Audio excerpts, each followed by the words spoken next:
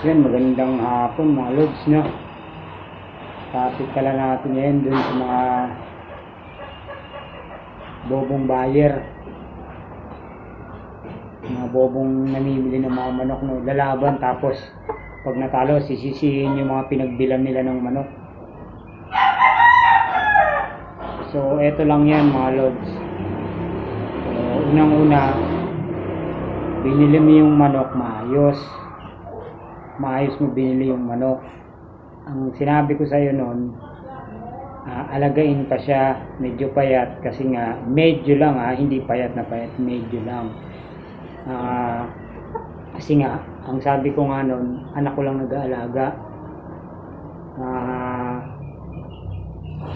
napapabayaan, kasi siyempre mga bata. So binili niya ng maayos yung manok. Pagdating doon sa kanila, pinikap niya sa atin, pagdating din sa kanila hindi naglaban, pero wala pang isang oras bumalik na ulit yung tapang niya. Ngayon sabi ko sa kanya, nag-text siya sa akin, Lord, sabi niya, hindi lumalaban yung manok mo, nangayaw. Sabi ko, sige ganito, balik ko sa iyo pera mo. Ngayon naglaban na, bago naglaban din. Sabi niya okay na raw, naglaban na. Ngayon, after 2 months yata, palagi ko 2 months, so hindi ko alam hindi ko na matandaan. Nilaban nila yung manok. Ngayon, talo. Tapos, sinend sa akin yung video ng manok niya, yung binili sa atin ng manok na gold, talo.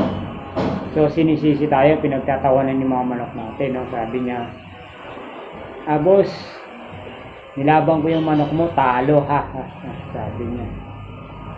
Sinend niya sa akin yung kasi dalawa daw dinala nilang manok, yung dala nilang isa nanalo, yung binili sa atin yun yung talo.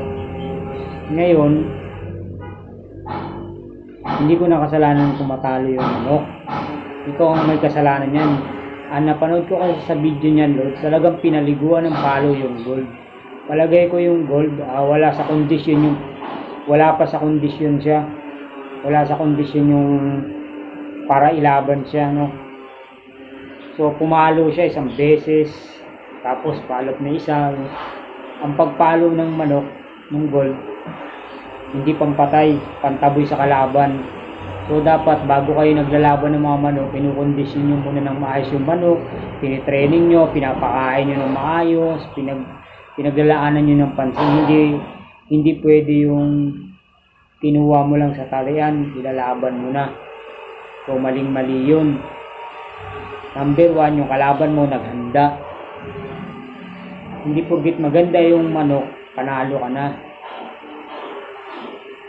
Pangalawa, Lods, dapat inulok mo ng maayos yung manok. Hindi ko lang alam kung malaki yung kalaban o magulang. Sabi niya sobrang gulang na rin ng gold natin. Bata pa yun, binili mo sa akin. Ilang buwan pa lang sa'yo, paano sabihin mo magulang? Yung ito kasi mga buyer ng mga ganito, mga bagong nagmamanok lang to sila. Kaya ganun. So anong gusto nyo? Pag natalo yung manok, papalitan. So walang ganun. Kondisyon mo, training mo yung manok, pakainin mo ng masasarap, at ayusin mo yung hindi lang din ganyan, kailangan marunong din kayo mag-point ng manok. Ako nga hindi marunong mag-point ng manok Kung gusto mo, pag dinala mo yung manok, lahat panalo. Walang ganun, Brad. Nakita ko yung manok, wala sa kondisyon talaga. Hindi ganun laro ng gold na yun. So hindi na natin kasalanan kung bakit matalo yung manok. Huwag nyo sa amin isisit, kasi binili nyo sa amin yan maayos. Ngayon inalagaan nyo, so baka mamaya itong mga bagong nagmamanok lang to, akala nila ang pumapatay sa mga manok yung gamot, mga tanga. Pakainin nyo ng masarap ng maayos yung manok ninyo. I-condition nyo ng maayos. Huwag kayo umasa sa gamot. payat yung manok mo, kakargaan mo ng gamot. Magkaano lang, ilang kilo lang yung manok natin. Sabihin natin mag 2 kilo. Diba?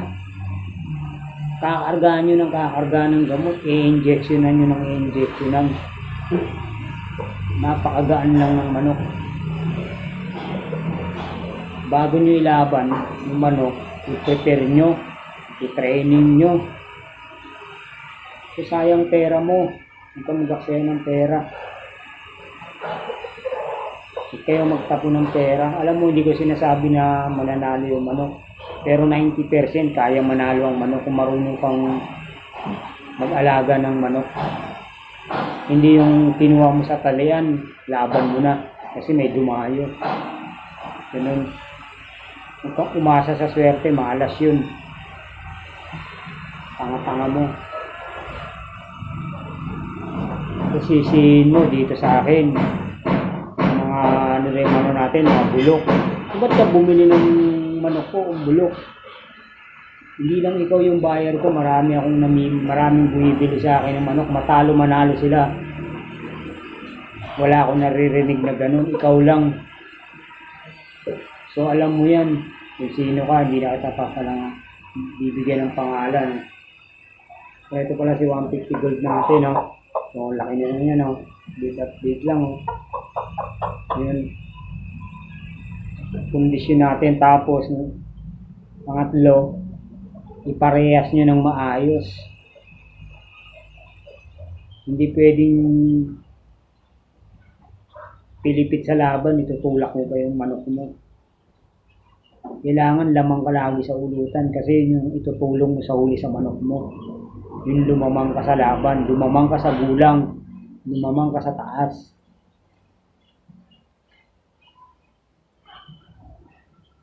Ayaw mo matalo, huwag ka maglaban. Di ba? Kung ayaw mo matalo, huwag ka maglaban. Para sa mga buyer ng mga bobo. Naglalaban, tapos pag natalo, hindi matanggap. So, dapat alam niyo yan. Marunong kayo tumanggap na. Saka number 1 ka lang, mapera ka. Mag-breed ka na lang, hindi yung bili ka ng bili. Tapos sisisimin mga may-ari ng manok. Mag-breed ka ng manok.